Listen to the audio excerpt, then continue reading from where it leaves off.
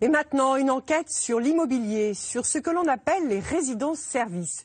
Des appartements qui se louent, s'achètent, avec à la clé un certain nombre de facilités. Accès sécurisé, restaurant, laverie, salle de sport, piscine, la liste est longue.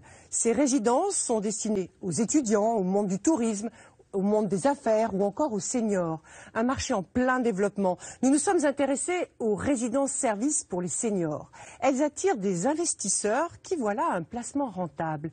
Mais vous allez découvrir que ces appartements peuvent devenir un fardeau ou un gouffre financier compte tenu des factures liées à ces services. C'est une enquête de Paul de Genève. Il répondra aux questions de Guylaine sur ce plateau.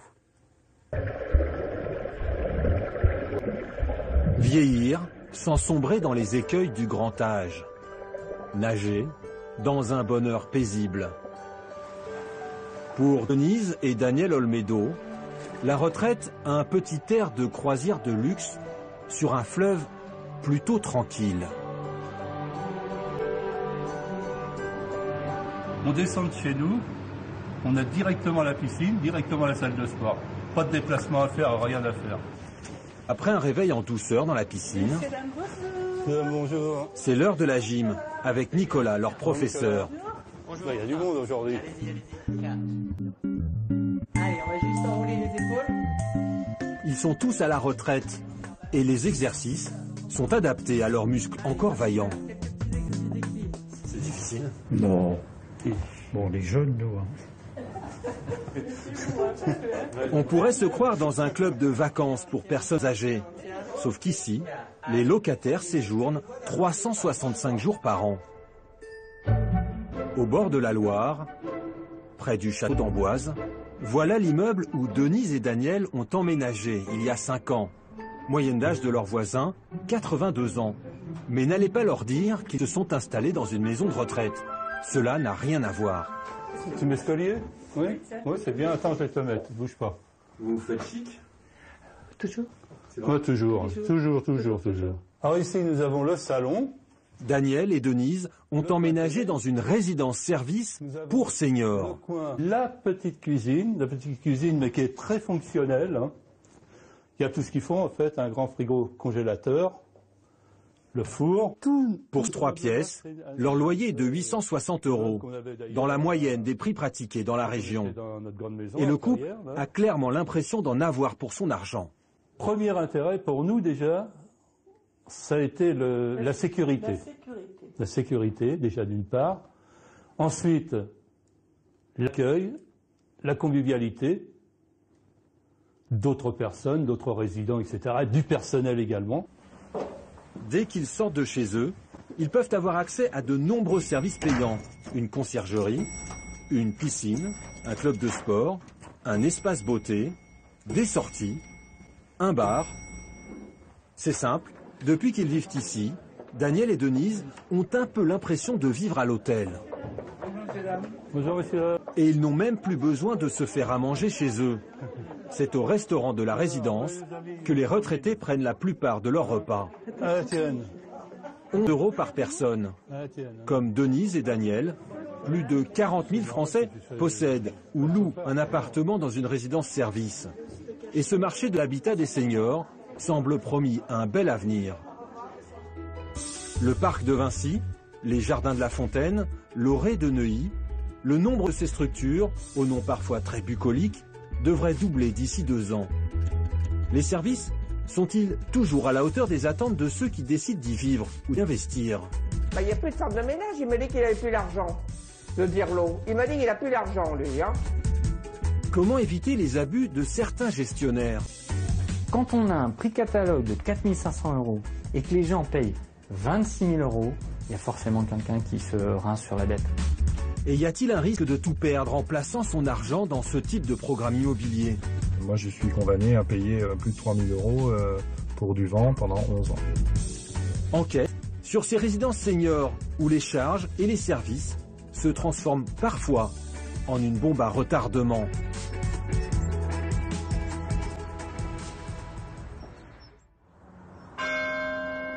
Pour Daniel et sa femme, vivre dans cette résidence, c'est d'abord l'assurance d'une certaine tranquillité. Et après, tu appuies devant et derrière et tu jettes.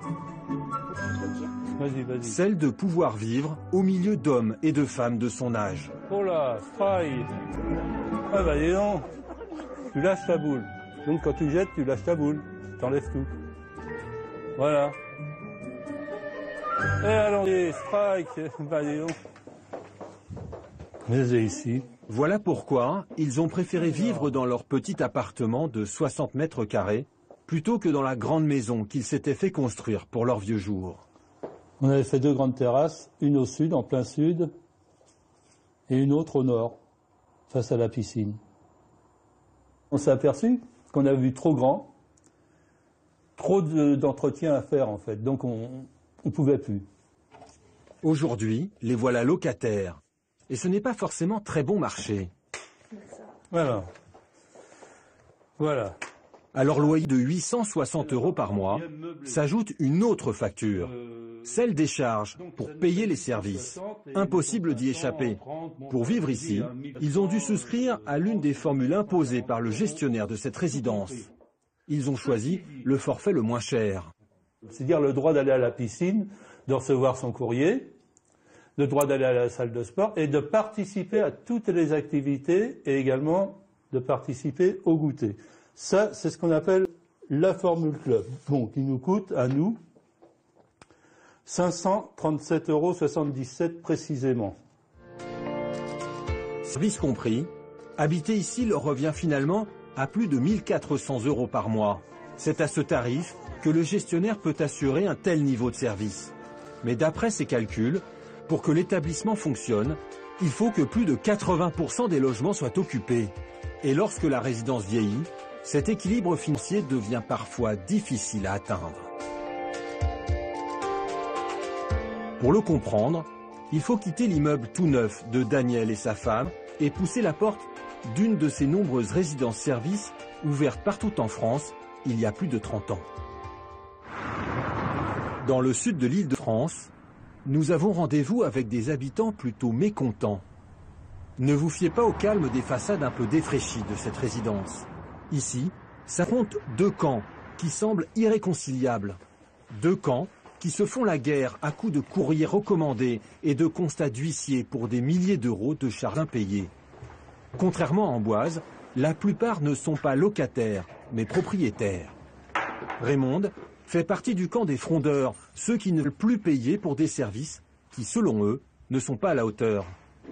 Et puis je vous dis, c'est pas entretenu. L'autre jour, c'est moi qui ai passé l'aspirateur dehors. Donc, Laura ? Oui.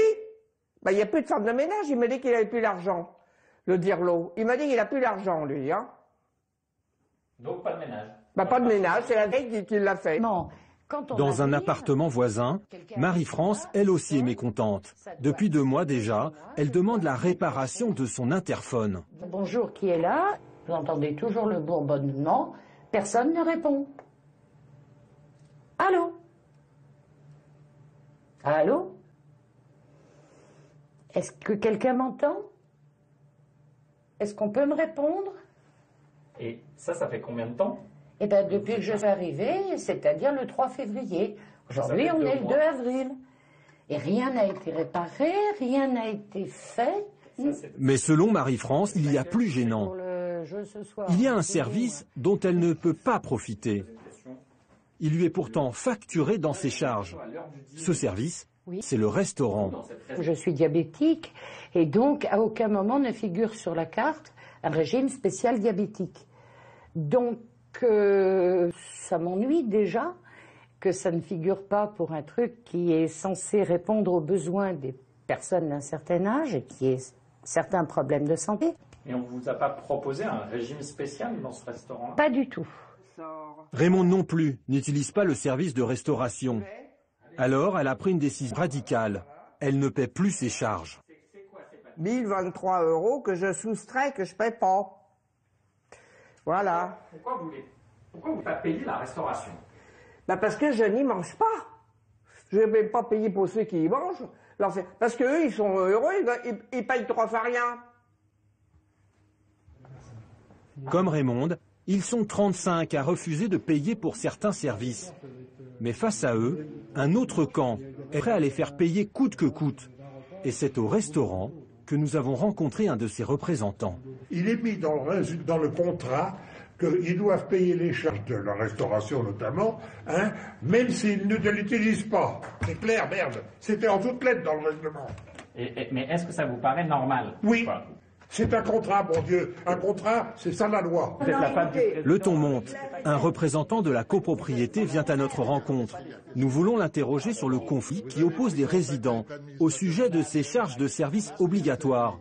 Mais notre interlocuteur refuse de nous répondre. Oui, alors vous lui forcez la main, vous arrêtez vos investigations et vous vous en allez. Selon lui, aucun doute, tout le monde doit payer. C'est écrit noir sur blanc dans le règlement de copropriété voté en 2010. Il y est écrit que les sommes relatives aux charges seront désormais réparties entre tous les copropriétaires. Mais les frondeurs, comme Raymond, se basent sur un autre document. Quand elle a acheté son 2 pièces en 2005, les règles étaient complètement différentes, comme le prouve cette lettre du gestionnaire de cette résidence. Il n'existe aucune obligation d'adhérer pour de nouveaux résidents. Si on m'avait obligé à l'époque à manger au restaurant, j'aurais pas acheté. Mais on m'a dit non, vous pouvez faire comme vous voulez, manger chez vous. Donc c'est pas honnête de faire ça. On trompe les gens. Aujourd'hui, plus d'une trentaine de copropriétaires comme Raymond ont été assignés en justice. Au bord de la faillite, cette copropriété vient d'être placée sous l'autorité d'un administrateur judiciaire. La faillite de toute une résidence, c'est ce qui s'est produit à Montrichard, près de Tours. Construit il y a plus de 40 ans, 5 immeubles en haut de la colline, où vivaient jusqu'à l'année dernière près de 150 retraités. Mais aujourd'hui, les lieux sont presque déserts. Ceci est vide, tout cela, ceci est vide. Il n'y a plus rien. Jean-Marie Sorel est un des derniers locataires d'une copropriété à la dérive. Pourtant, du temps de sa splendeur, Montrichard était le fleuron des résidences-services en France, synonyme d'une retraite heureuse dans les journaux télévisés. Nous sommes en 1987. À l'époque, les retraités se battent pour y rentrer. Ici, on rentre pour une retraite heureuse et non pour mourir. Ce n'est pas un mouroir. Ah non, absolument pas. Ici, je n'ai qu'un studio, mais c'est vraiment merveilleux. Je n'ai presque pas rien.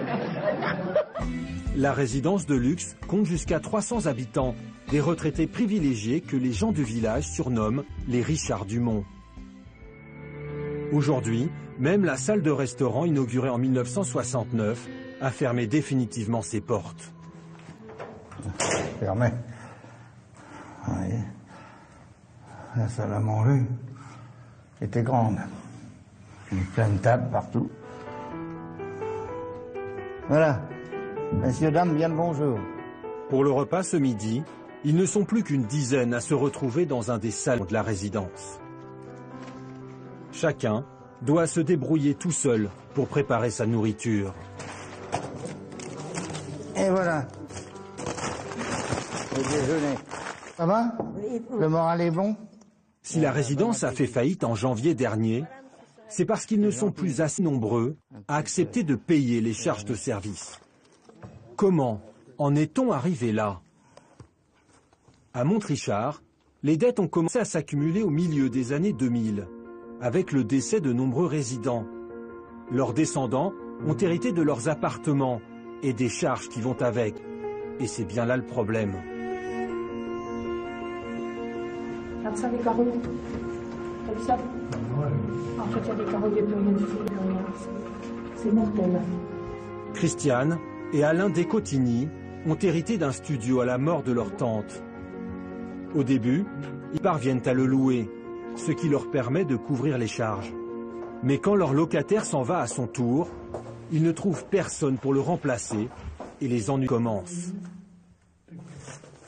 Donc ici, il faut payer tout. Alors on a des charges à payer tous les mois. Et au départ, c'était en francs. On était arrivé à 5 000 francs de charges. Après, quand c'était en euros, on est venu à 900, presque 1000 euros. Et ici, on est en 2007, c'est 867 euros 27 de charges à payer tous les mois. Des services qu'ils doivent payer, même quand l'appartement est vide et que personne ne s'en sert. C'est ce que prévoit le règlement de copropriété. Le couple se sent pris au piège et tente de vendre le studio. Voilà, ça vaut rien. Il y a eu une vente par adjudication. Il n'y a personne qui s'est présenté. Très vite, ils ne peuvent plus assumer les charges de leur maison et celles du studio. Le couple est obligé d'emménager à Montrichard. Les impayés s'accumulent et Alain songe à mettre fin à ses jours. Et quand je repense que j'ai retrouvé mon mari avec la corde autour du cou dans notre garage, n'ayez crainte que ça fait mal, ça. Ça, je ne peux pas l'oublier, je ne peux pas le digérer. Hein. Tout ça pour ici. Pour une dette de charge.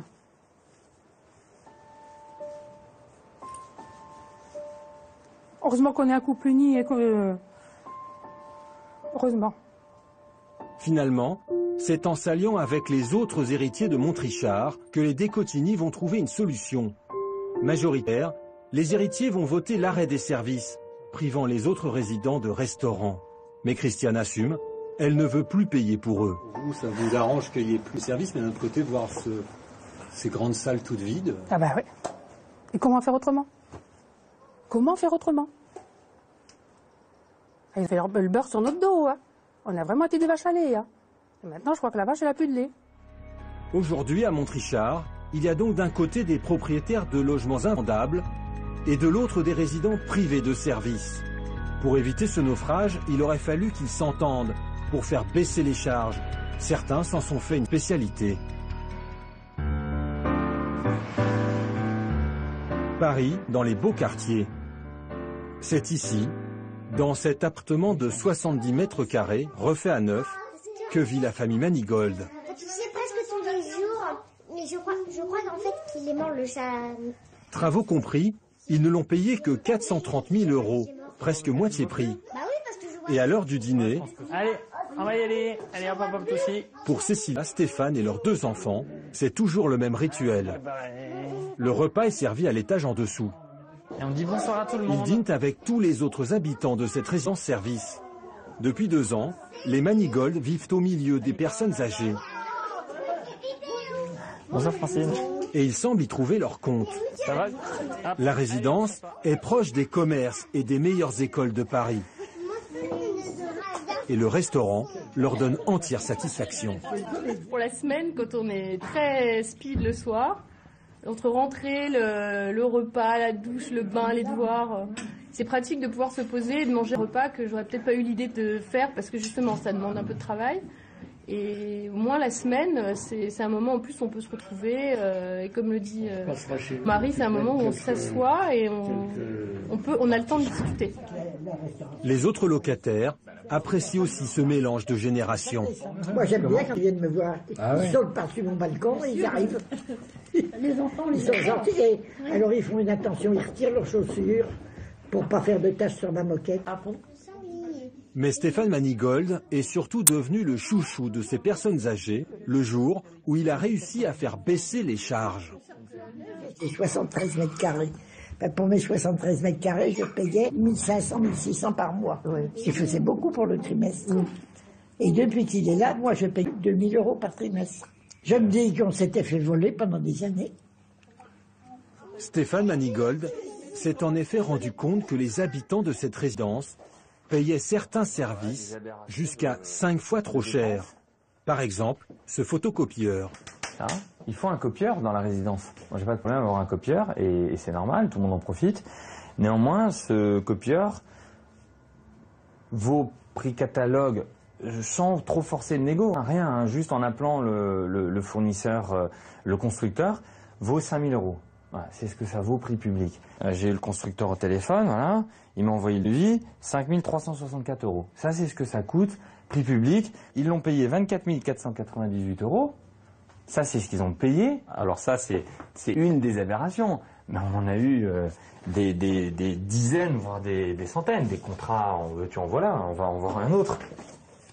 Pour prouver aux autres propriétaires qu'il paie trop cher, il décide alors de faire réaliser lui-même des devis. Comme par exemple, pour la rénovation de cette chaufferie. Le syndic leur avait fait parvenir 3 devis, entre 140 000 et 350 000 €.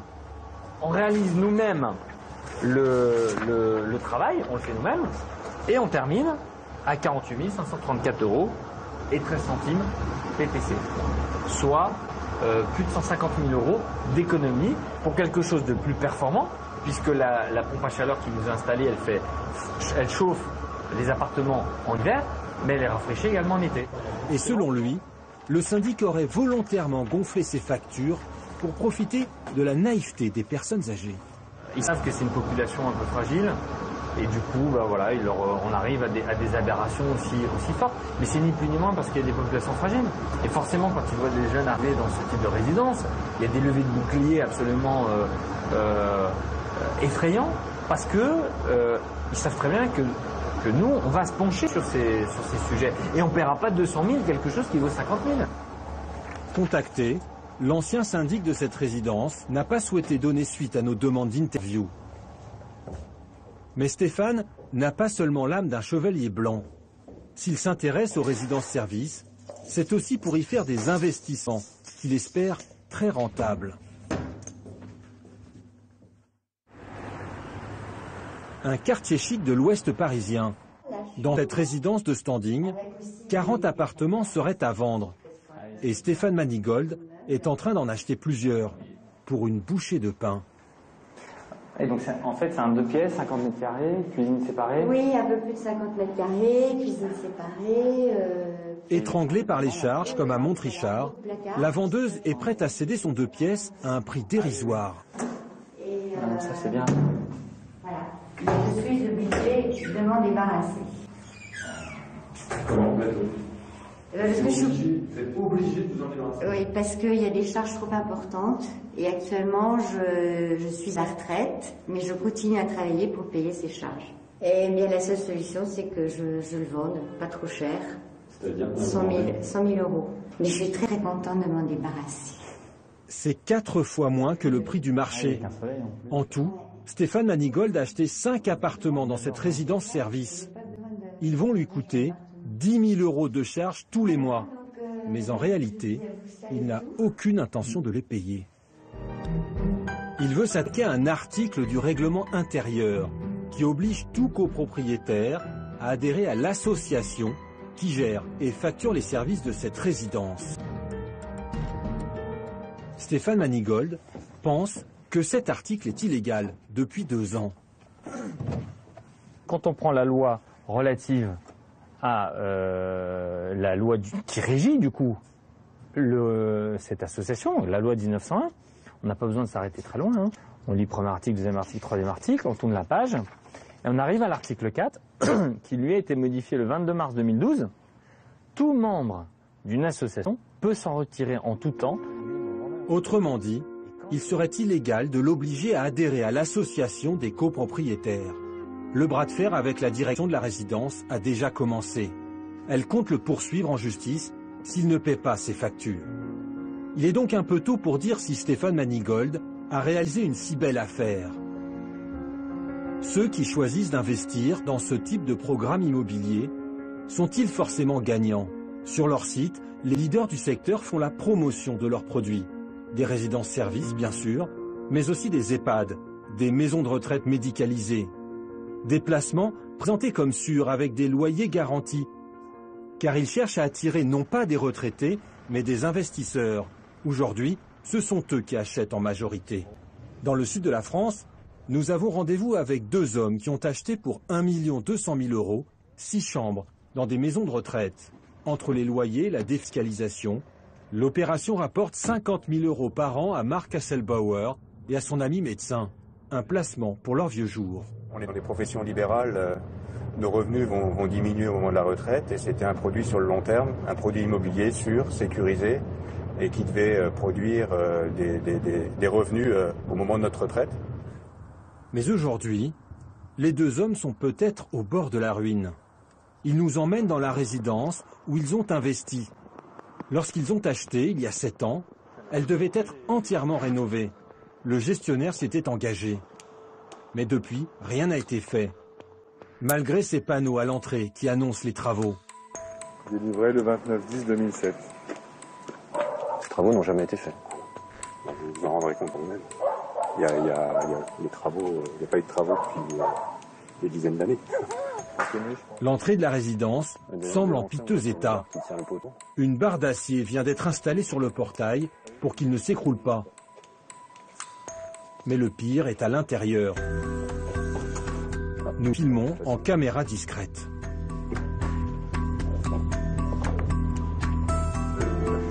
Bonjour. Accompagnés du médecin de la résidence, nous entrons dans la maison de retraite. La salle à manger où patientent une trentaine de pensionnaires a l'air propre. Mais en montant à l'étage, nous découvrons ces marches fissurées. Ces murs marqués à la bombe. Et un sol usé jusqu'à la corde. Oh non, on pourrait tomber. Le sol n'est pas au nord, on pourrait tomber. Les salles de bain sont insalubres.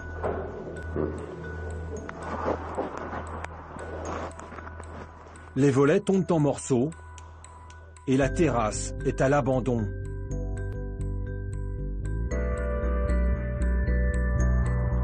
Nous questionnons le médecin.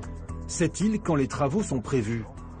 C'est pas le même le directeur, je sais pas. Et même, je pense qu'il nous l'aurait dit aussi. C'est un bizarre qu'en pratiquement 8 ans, il n'y a pas eu de travaux. Quoi. Nous, on est un peu inquiets.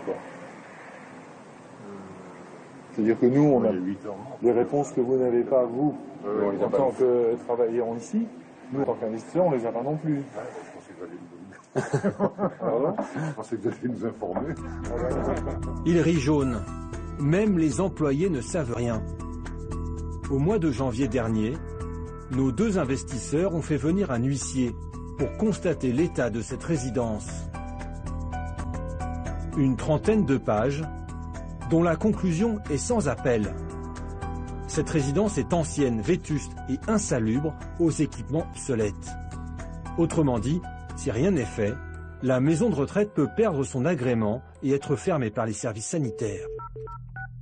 Nous avons contacté les deux entreprises responsables de cet établissement. Elles n'ont pas souhaité s'exprimer devant notre caméra, nous les avons donc jointes par téléphone. Le gestionnaire, le groupe Domusvie, reconnaît que cette résidence pose problème et que son avenir est incertain. Sur l'opération hier, c'est la dernière compliquée que nous ayons à gérer, sur lesquelles les investisseurs ont raison de se poser la question et sur lesquelles il y a un risque, comme tout investissement. Si on fait ces investissements, ça s'accompagnera d'un renouvellement du bail sur 9-12 ans, sur du long terme, et certainement un ajustement de loyer étalé sur cette même période. C'est-à-dire une baisse de loyer pour compenser les travaux qui sont à faire. Oui, oui, vraisemblablement. Quant au promoteur GDP Vendôme, un de ses représentants nous affirme que des travaux sont bien prévus et que la résidence ne fermera pas. Mais les deux investisseurs sont malgré tout écœurés.